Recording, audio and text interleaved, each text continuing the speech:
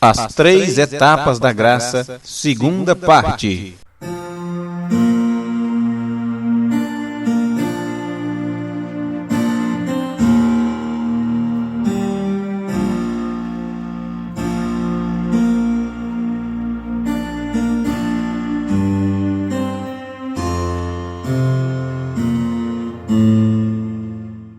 Este assunto está baseado nos livros das Escrituras Sagradas e nas mensagens pregadas pelo profeta de Deus, William Marion Branham.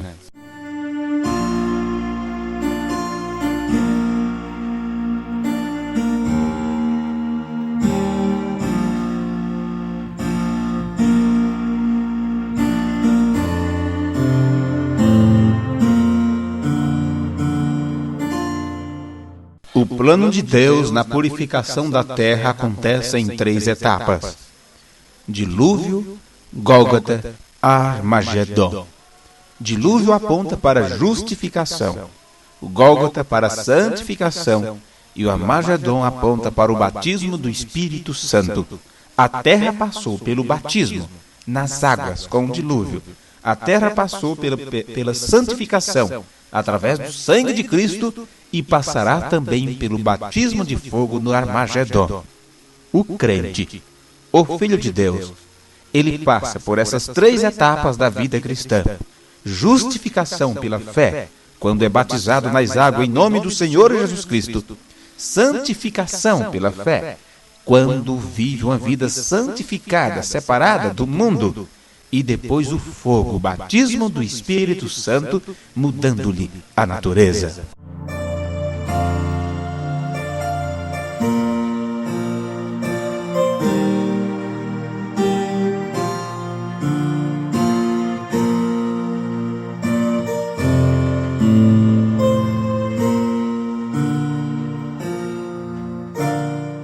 Se hoje ouvirdes a sua voz, não endureçais os vossos corações.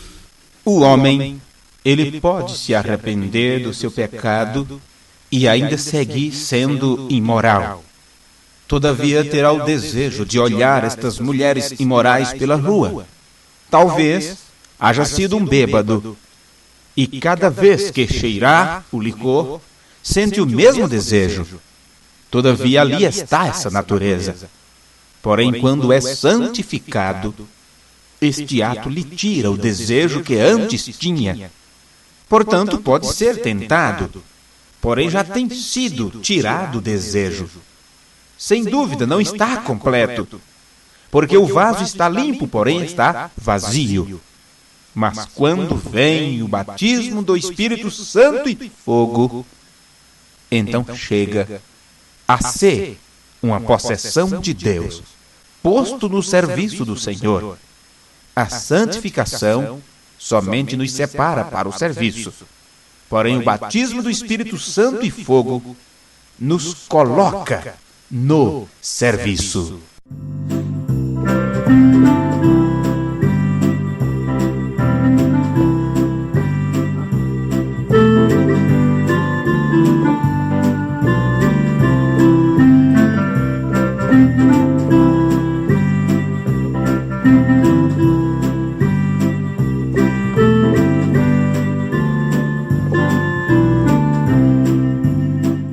O profeta de Deus para esta geração, ele disse em uma de suas mensagens: notem exatamente como isto vem. Chega a mensagem, Martinho Lutero com a justificação. Depois vem a mensagem de John Wesley com a santificação. Logo, Pentecostes, batismo do Espírito Santo, as mensagens. Já não há mais eras depois desta. Estamos no tempo do fim. Três etapas. O batismo purifica o coração com o Espírito Santo. Que maravilha é pensar que ele faz o mesmo com a terra na qual vamos morar. A terra passa pelo mesmo processo. Ele chamou a igreja através da justificação, santificação e logo a encheu com o Espírito Santo e fogo. A tomou através deste processo para que o próprio Espírito Santo pudesse vir e morar no coração do homem.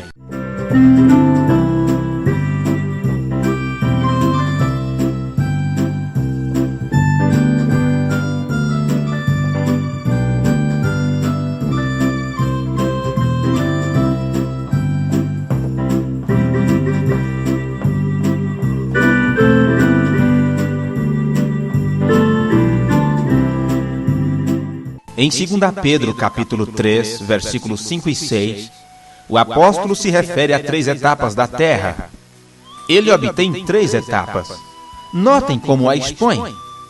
O velho mundo das águas antediluvianas. O mundo presente no qual vivemos agora chamado mundo. E novamente ele se refere a outro mundo.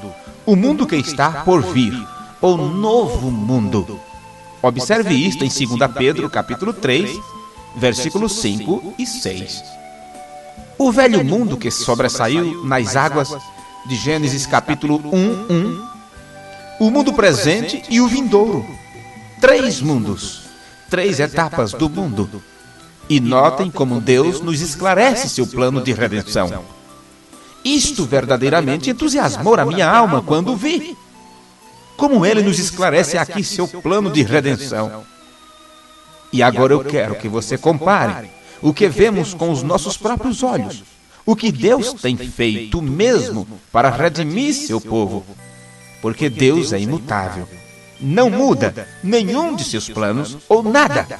E isto é glorioso, pensar que ele redimiu a terra onde a noiva vai morar da mesma maneira que ele redimiu o homem.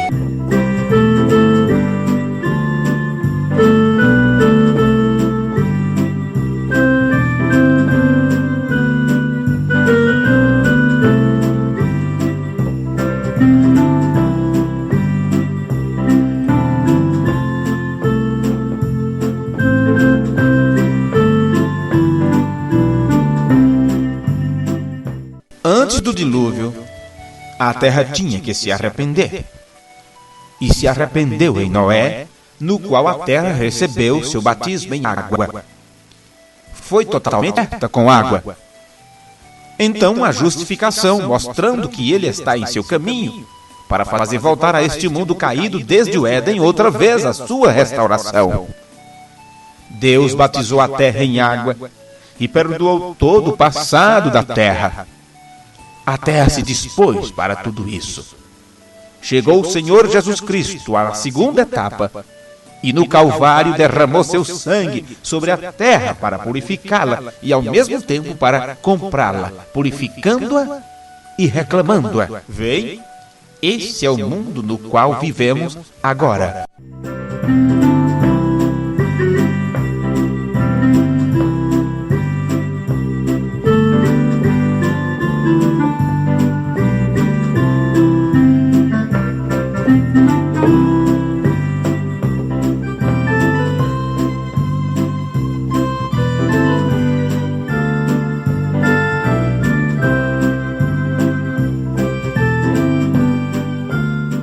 Eu desejo que você fixe bem, agora preste bem atenção, como Satanás quer presentear a terra ao Senhor, quando subiu ao monte e tratou de dar-lhes a terra sem a compra do sangue.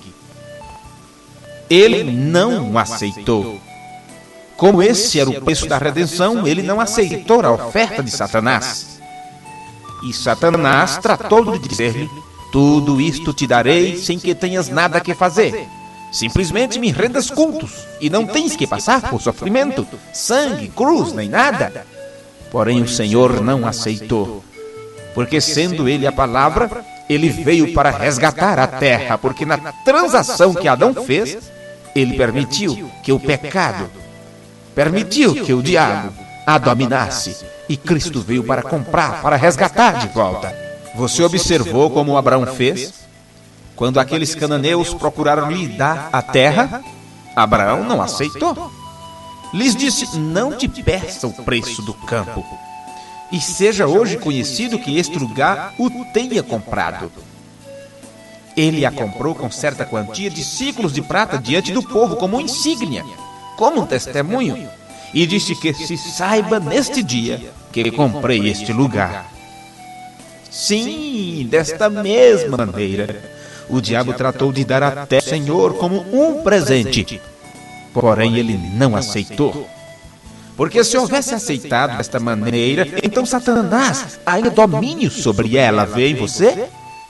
Ela tinha que ser comprada. Amém por isto. Ele, Jesus Cristo, era a palavra na plenitude dela. Eles não podiam enganar nisso. E ele disse: não, Senhor, eu a comprarei. Qual seja um testemunho? Ele foi levantado como insígnia de que a comprou. Ele a comprou. Mas agora tem que passar pelo batismo de fogo. Fogo santo de Deus, o qual purifica a terra e os céus ao seu redor. Então é comprada para que assim os redimidos possam viver nela, possam viver em paz nela, como era antes, no Éden, antes da queda. O profeta de Deus para esta geração, ele disse em uma de suas mensagens: o coração tem que estar purificado antes que Deus possa vir no Espírito Santo, que é Cristo, morar ali. Primeiro tem que ser um coração arrependido, batizado em água em seu nome, para saber a quem pertence, e logo purificado pelo sangue de Jesus Cristo, para que o fogo do Espírito Santo, Deus mesmo, venha e queime todo o desejo dessa natureza velha do mundo. Então se cumpre o que diz a Bíblia: qualquer que é nascido de Deus não comete pecado, porque a sua semente está nele, e não pode pecar, porque é nascido de Deus. Isso está em 1 São João, capítulo 3, versículo 9. Não pode pecar. Não há maneira para que um filho de Deus peque. Como pode ser um pecador e um redimido ao mesmo tempo? Como pode estar na casa de empenho e ao mesmo tempo fora dela? Ó, meus irmãos, ele nos redimiu por seu sangue, por seu Espírito nos tem limpado e agora tem vindo para morar ali. Do mesmo jeito que Deus redime o homem, ele redime a terra. A terra segue o mesmo plano de redenção. Se arrependeu com Noé e recebeu o batismo em água. Jesus veio e santificou, derramando seu sangue, e a comprou. E a nova terra tem que ser batizada com fogo para limpar de todos os demônios, germes, enfermidades. É uma terra nova, como sucedeu com um crente. Não importa o que haja sido no mundo. Não importa se seus vizinhos dizem: bem, mas você já fez isto, fez aquilo e agora diz que é crente. Não importa o seu passado. Porém, quando chega a ser uma nova criatura, é uma unidade completamente nova. Não é uma pessoa com emplastos, mas uma nova criatura. Satanás será tirado da terra exatamente como foi tirado de você. Ele poderá lhe tentar, porém jamais poderá possuir a um genuíno cristão nascido de novo, porque Deus, desde antes da fundação do mundo, ouviu e enviou a Cristo para o redimir. E o sangue agora fala por você. Diz o profeta: como pode o Senhor ver teus pecados, tendo por diante o sangue de Jesus Cristo? Na mensagem O Sinal, o profeta de Deus diz: agora, como pode você pecar, tendo por dentro ao Deus impecável? Como pode pecar? Não importa o que tenha feito, o sangue te cobre, e agora já é uma nova criatura. Seus desejos e aspirações agora são celestiais, porque tem sido manifestado como um grão de trigo. Seus desejos não são os de antes. Quando um crente passa pela justificação, batismo nas águas em nome do Senhor Jesus Cristo, quando tem uma vida santificada e recebe o Espírito Santo, porque é uma promessa, se você chega a esta terceira etapa, não pode pecar, porque sua natureza tem sido mudada, tem morrido para o velho homem, e como Paulo disse em Gálatas 2:20, você também diz: vivo não mais eu, mas Cristo vive em mim. Nesta terceira etapa, no Espírito Santo, você pode chegar a cometer algum erro ou falha, porém não pecar. Por quê? Porque pecado é incredulidade. E não tem como você ter o Espírito Santo e permanecer descrendo nas promessas de Deus. Um erro não é um pecado. É algo que se comete involuntariamente, inconscientemente, sem nenhum desejo pré-concebido. Por isso o salmista disse, no Salmo 19, versículo 12, Os erros, quem os entenderá? Livra-me dos que me são ocultos. Por outro lado, o pecado se premedita, se maquina, se manufatura. É um desejo que está por dentro da pessoa. A Escritura diz: ai dos que pensam iniquidade e dos que fabricam o mal em suas camas. Quando vem a luz da alva, o põe em obra, porque tem em sua mão o poder. Miqueias capítulo 2, versículo 1. Na mensagem Intervalo entre as Eras e os Selos, o profeta de Deus disse: você tem ouvido alguns que dizem: o diabo me fez fazer isto. Isso não é a verdade. O diabo não fez. A verdade é que você não estava selado por dentro. Porque quando você está selado por dentro, o diabo fica selado por fora. O que sucedeu foi que você saiu e se encontrou com o diabo. Ele não pode entrar em você, porque a única maneira de ele entrar em você seria pelo mesmo processo pelo qual você passou. E para isso, ele teria que ser salvo, santificado e cheio do Espírito Santo e, consequentemente, seria seu irmão. Então não foi o diabo que o fez. O que sucedeu foi que apenas você chegou à fronteira e regressou com os desejos das coisas do mundo. Você nunca entrou completamente em Canaã, tipo do Espírito Santo, cruzando o Jordão, o que significa fazer morrer a si mesmo. Não é suficiente se arrepender e se batizar em nome do Senhor Jesus Cristo. Isto é apenas o primeiro passo. Aqui simplesmente Deus te tem perdoado o pecado passado. Porém tens a natureza pecaminosa que te fez cometer o pecado. Tu deves prosseguir adiante, pedindo a Deus santificação. Porque o Espírito Santo não pode morar num vaso imundo. Tens que ser purificado primeiro. Porém, quando souberes que Deus te tem santificado, não fiques aí. Prossiga até que o Espírito Santo enche o teu ser, porque uma vida limpa, porém vazia, está em perigo. Veja o que diz as Escrituras. Mateus capítulo 12, versículo 43 ao 45. E quando o espírito imundo tem saído do homem, anda por lugares áridos, buscando repouso, e não o encontra. Então diz: voltarei para minha casa, de onde saí.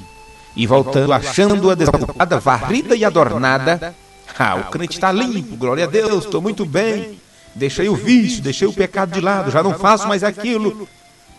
Sim, aquele demônio volta e acha a casa assim, arrumadinha, desocupada, varrida. Então ele vai e leva consigo outros 7 espíritos piores do que ele, e entrando habita ali, e são os últimos atos desse homem, piores que os primeiros. Assim acontecerá também a esta geração má.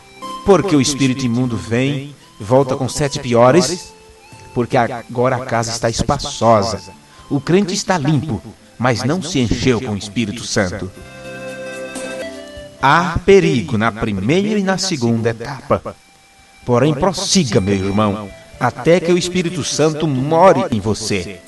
Não se conforme com nenhuma outra coisa, porque não lhe servirá. Quando uma pessoa é batizada com o Espírito Santo, ela é colocada no corpo de Cristo. E aí se cumpre 1 Coríntios capítulo 12, versículo 13. Porque por um Espírito somos todos batizados num corpo. Isto quer dizer que só com o batismo do Espírito Santo é que você se torna membro do corpo de Cristo. Antes disso, você pode ser um bom membro de igreja, mas ao corpo místico de Jesus Cristo só depois de receber o Espírito Santo. Para aqueles que têm recebido o Espírito Santo, se cumpre 1 Coríntios capítulo 12, versículo 27. Ora, vós sois o corpo de Cristo e seus membros em particular. Nesta posição, esta pessoa não pode jamais se perder, porque nenhum membro do corpo de Cristo será amputado. Seu corpo estará completo naquele dia. O batismo do Espírito Santo é o selo que nos dá absoluta segurança. Enquanto alguns dizem que o selo é falar em línguas, outros dizem que o selo de Deus é guardar o sábado. Veja o que diz as Escrituras. aos Efésios capítulo 4, versículo 30. E não entristeçais o Espírito Santo de Deus, no qual estáis selados para o dia da redenção. O selo de Deus, que ninguém pode romper. O profeta de Deus diz que quando recebemos o Espírito Santo, estamos selados até o lugar de destino. O batismo do Espírito Santo é novo nascimento, sem o qual ninguém verá o reino de Deus. São João capítulo 3, versículo 3. Jesus respondeu e disse-lhe: na verdade vos digo que aquele que não nascer de novo não pode ver o reino de Deus. Quando o Espírito Santo entra no crente, quando é feito uma nova criatura, quando na realidade todas as coisas velhas morrem na pessoa e ele chega a ser uma nova unidade, um membro do corpo de Cristo. O que acontece? Segundo aos Coríntios, capítulo 5, versículo 17. Assim que, se alguém está em Cristo, nova criatura é. As coisas velhas já passaram. Eis que tudo se fez novo. Uma pessoa batizada com o Espírito Santo manifestará em todo tempo o caráter de Cristo. Suas aspirações serão sempre celestiais e dará glória a Deus em cada oportunidade. Quando chegamos a esta convicção pelo Espírito de Deus, então não há por que temer. Sabemos que Ele nos dará vitória em todas as circunstâncias. Romanos, capítulo 8, versículo 37. Mas em todas estas coisas, somos mais do que vencedores por aquele que nos amou. Não nos preocupa o que o inimigo possa planejar contra nós. Estamos confiados na promessa do Senhor. E seremos mais que vencedores. É o que está escrito em Isaías 59, versículo 19. Vindo o inimigo como uma corrente de águas, o Espírito do Senhor alvorará contra ele a sua bandeira. Se temos dentro de nós aquele que tem vencido ao mundo, ao diabo e a todos seus demônios, então o que haveremos de temer? Filhinhos, disse São João na sua primeira carta, no capítulo 4, versículo 4. Filhinhos, sois de Deus, e já os tendes vencido, porque maior é o que está em vós do que o que está no mundo. Vem depois que o homem recebe o Espírito Santo. O espírito de temor e de covardia é um mau sinal de um que se chame cristão.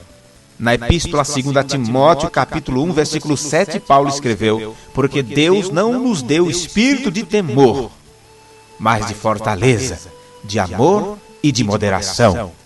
Então não importa o que o diabo possa nos apresentar na rua, ou seja, onde for, porque a palavra de Deus diz: não veio sobre vós tentação senão humana. Você diz: sou tentado na rua, no trem, no serviço, no ônibus.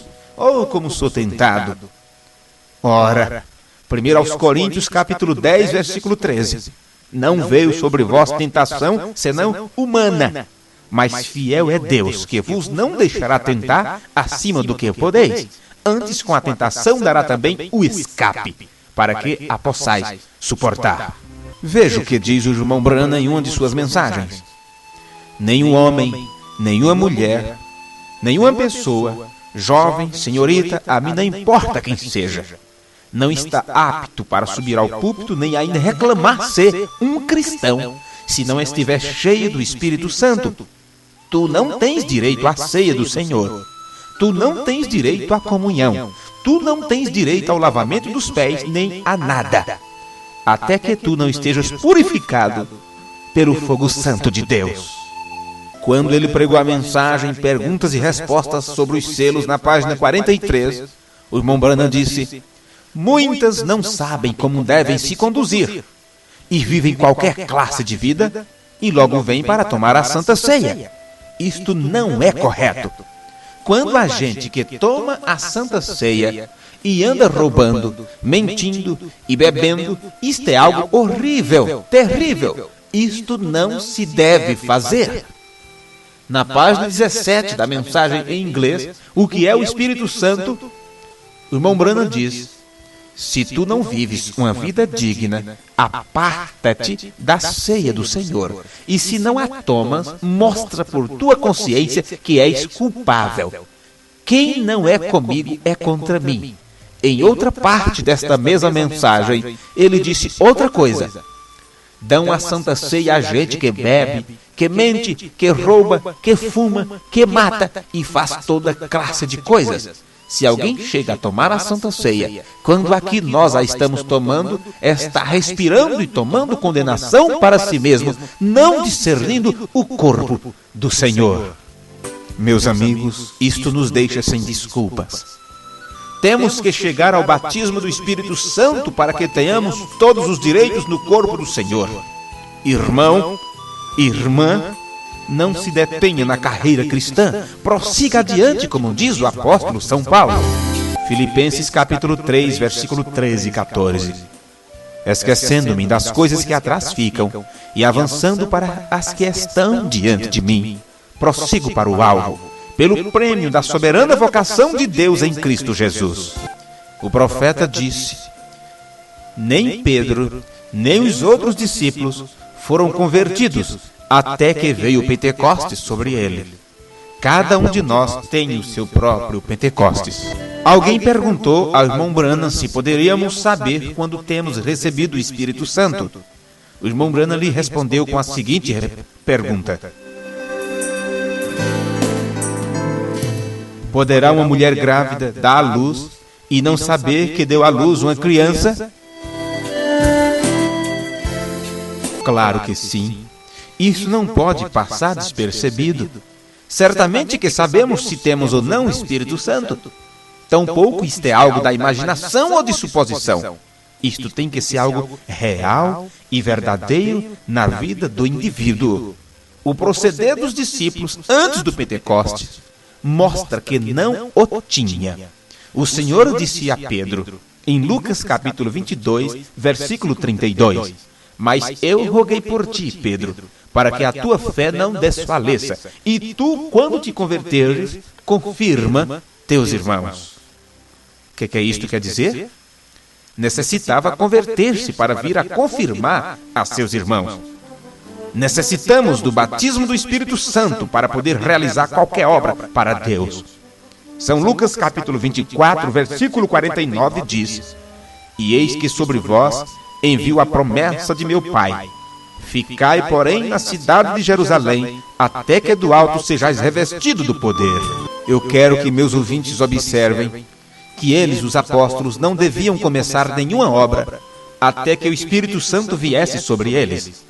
Qualquer obra que você realize sem o Espírito Santo será como edificar com madeira, feno ou palha. Será uma obra que o fogo destruirá, algo que não terá nenhum valor diante de Deus. Por outro lado, a obra realizada no Espírito permanecerá para sempre. Você quer anotar mais uma escritura? 1 Coríntios capítulo 3, versículo 11 ao 15. Porque ninguém pode pôr outro fundamento além do que já está posto, o qual é Jesus Cristo.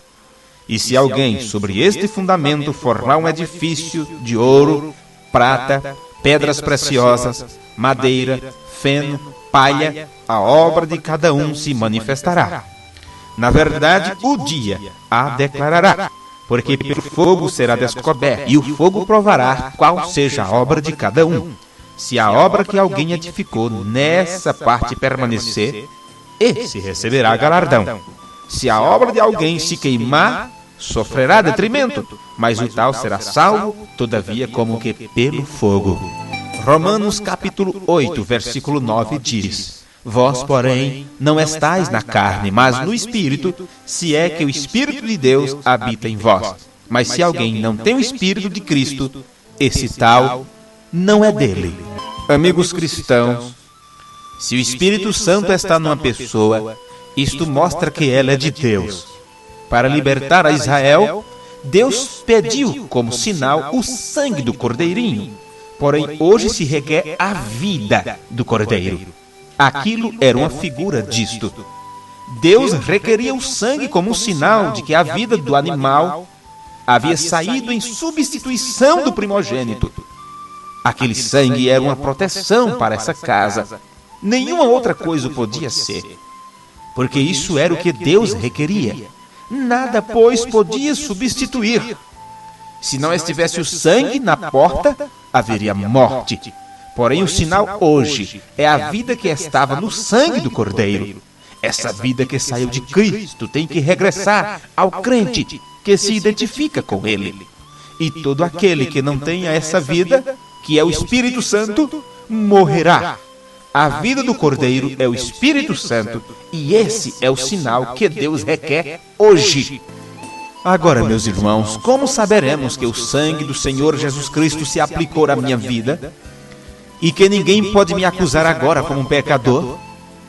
Porque a vida esteve nesse sangue, o Espírito Santo tem vindo a mim e produz em mim e em você a vida de Cristo, seu caráter. Esse é o batismo do Espírito Santo. Esse é o sinal. Eu aplico o sinal quando exponho o Espírito Santo que está dentro de mim. O sangue derramado está representado em mim pelo Espírito que estava nesse sangue, o qual agora mora em mim. Romanos capítulo 8, versículo 16, disse o apóstolo Paulo: o mesmo Espírito testifica com o nosso Espírito que somos filhos de Deus. Na mensagem O Sinal, no parágrafo 80, o profeta de Deus diz: agora note você, eles não se reuniam somente para falar acerca da mensagem, mas se reuniam para aplicar o sangue, para aplicar o sinal. Isso é o que você tem que fazer. Agora, ao pastor, a esta congregação, aos encarregados, aos diáconos, aos demais irmãos, o tempo tem chegado quando devemos pôr de lado todas as tonterias do mundo. É tempo de pôr tudo para um lado. Nós já temos visto o suficiente para estar verdadeiramente convencido. O sinal tem que ser aplicado, porque sem ele você perecerá. Não se reúnam somente para dizer: eu creio, eu creio. Meta-se debaixo do sinal, porque por um Espírito somos todos batizados no corpo de Jesus Cristo. Todos creem com todo o coração. Nesta mesma mensagem, o profeta de Deus segue dizendo: que Deus me ajude tanto no presente aqui, como também nas fitas, para fazer com que isto se entenda bem. Não importa o que você haja feito, seja a pregação do Evangelho, o expulsamento de demônios, o falar em línguas e todas as demais manifestações. Porém, sem o sinal, você me diz: posso fazer estas coisas sem sinal? Paulo diz que sim. Leia em 1 Coríntios, capítulo 13, e você verá. Não vá você confiar nestas coisas. É o sinal o que em verdade conta. Não importa quão bom você tenha sido, quanto haja feito. Quando a ira de Deus cair, unicamente reconhecerá o sinal, o Espírito Santo.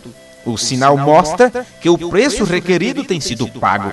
E o preço pago foi a vida do Senhor Jesus Cristo. Ele deu sua vida. E agora seu Espírito volta sobre você como o sinal de que você o tem recebido. E você agora leva o sinal por onde quer. Dia e noite. Não somente no domingo, na igreja, mas em todo o tempo. Em todos os lugares, você mostra que tem o Espírito Santo, a vida de Deus em você. Oh, meus amigos, nesta mesma mensagem, ele diz: igreja, não vá falhar neste ponto. Não deixe você que se ponha o sol. Não vá descansar, nem de dia, nem de noite. Não vá confiar na sorte. Filhos, isso não servirá. Não servirá. Você tem que ter o sinal. Você diz: eu creio. Eu creio na mensagem. Isto está bem, porém você tem que ter o Espírito Santo. Tabernáculo Brana, me ouvem? Você tem que ter o sinal exposto. Sem o sinal, tudo que você possa crer é em vão. Pode ser que você viva uma vida sem mancha. Você escuta a palavra, vai à igreja e trata de viver bem. Isto está bem, porém, Não, é tudo. Você tem que ter o Espírito Santo. Na mensagem A Era da Igreja de Pérgamo, parágrafo 24, o profeta de Deus diz: se alguém verdadeiramente tem o Espírito de Deus, terá também a palavra de Deus. Assim é como foi com os profetas. Eles tinham o Espírito de Deus morando em suas vidas, e a palavra veio a eles. A palavra sempre vem aos que em verdade são cheias do Espírito. Essa é a evidência de ser cheio do Espírito Santo. Vocês o entenderam? Qual é a evidência, qual é a prova que você tem o Espírito Santo? É quando a palavra em totalidade está em você. Quando você crê em toda a palavra, procura vivê-la. As pessoas dizem, mas eu tenho o Espírito Santo, porque eu falo em língua, eu profetizo, eu tenho o dom da cura, tenho o dom da oração, eu tenho o dom do discernimento. E eu direi a você, se em verdade você tem o Espírito Santo, você crerá em toda a palavra de Deus. Eu não posso acreditar que um homem, que uma mulher tenha o Espírito Santo e vive em desacordo com as Escrituras e só creia em parte das Escrituras. Que Espírito Santo é este que não te leva à palavra? Você pode ter o dom de línguas e viver com 2 ou 3 esposas, ser um polígamo, viver em adultério, viver mentindo, com fofocas, com mentiras, com ódio, rancor dentro de si, fazendo fofoca no meio da igreja, e mesmo assim falando em língua, pregando, testemunhando. Mas quando você tem o Espírito Santo, esta velha natureza sai de você, e você viverá a palavra de Deus. Uma mulher que tem o Espírito Santo, ela não ensina, ela não começa a pregar o Evangelho, porque o Espírito Santo disse através de Paulo: não permito que a mulher ensine, nem use de autoridade, estejam caladas nas igrejas, não lhe é permitido falar. 1 Coríntios, capítulo 13, versículo 34. E ainda disse, se alguém cuida ser profeta ou espiritual, reconheça que são mandamentos do Senhor. Uma pessoa que tem o Espírito Santo, ou que recebe o Espírito Santo, a primeira coisa, ela corre para as águas e recebe o seu batismo em nome do Senhor Jesus Cristo. Foi isto que aconteceu com cada cristão no livro de Atos.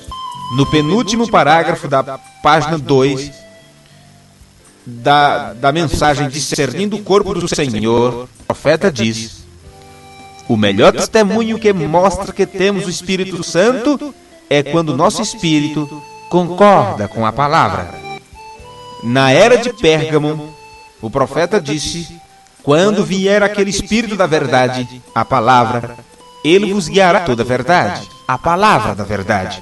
Porque não falará de si mesmo, mas dirá tudo o que tiver ouvido, a palavra de Deus, e vos anunciará o que há de vir. O Espírito Santo trazendo a palavra de profecia.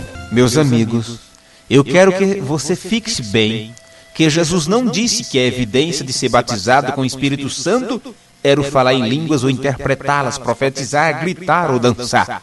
Ele disse que a evidência seria que você estaria, na verdade, na palavra de Deus para a sua época.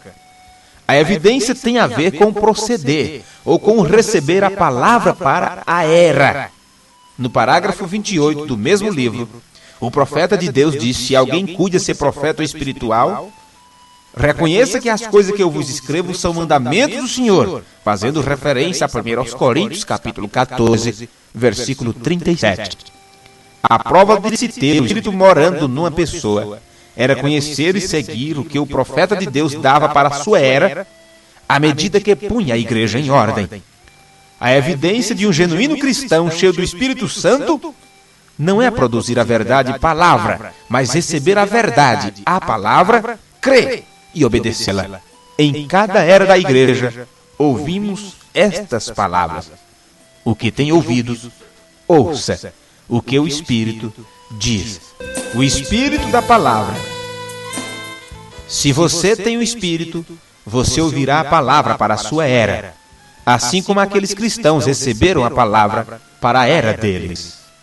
Na mensagem à era da igreja de Sardes, no parágrafo 87, o profeta de Deus diz: Judas não chegou ao Pentecostes para receber o Espírito de Deus. Ele foi privado do Espírito. Não tenha você dúvida sobre isto. Uma pessoa que é verdadeiramente batizada pelo Espírito Santo no corpo de Cristo, recebendo a plenitude do Espírito, estará na palavra completamente. Essa é a evidência de ser batizada com o Espírito Santo. Judas falou, ali é onde falham. Ele falhou. É ali onde muitos falham, as multidões. E quando eles falham em continuar nessa palavra, seus nomes são tirados do livro da vida. Ainda na mensagem O Sinal, o profeta de Deus diz: obediência completa à palavra de Deus lhe dá direito ao sinal, que é o Espírito Santo. Não é obediência parcial até onde sua denominação o permita, mas obediência completa. Lembre-se, obediência total à palavra de Deus é o que te dá direito ao Espírito Santo. Obediência total à palavra, a qual é Cristo, traz a pessoa Cristo para dentro dela. Agora já imaginou como seria se você estivesse todo em Cristo, menos os pés ou as mãos? O que sucede mais frequentemente é que tudo está dentro, menos o coração. O coração, todavia, está no mundo. Porém, nós não fazemos isto. A obediência completa une você com a palavra. Na mensagem do parágrafo 116 desta mesma mensagem, o profeta diz: obediência completa a toda a palavra de Deus nos dá direito ao sinal. Quando você recebeu o sinal, isto mostrou que você havia obedecido toda a palavra e que você e a palavra se tornam um. Aí você recebeu o Espírito Santo. Que o Senhor Deus te abençoe, ouvintes, no nome de Jesus Cristo. Amém.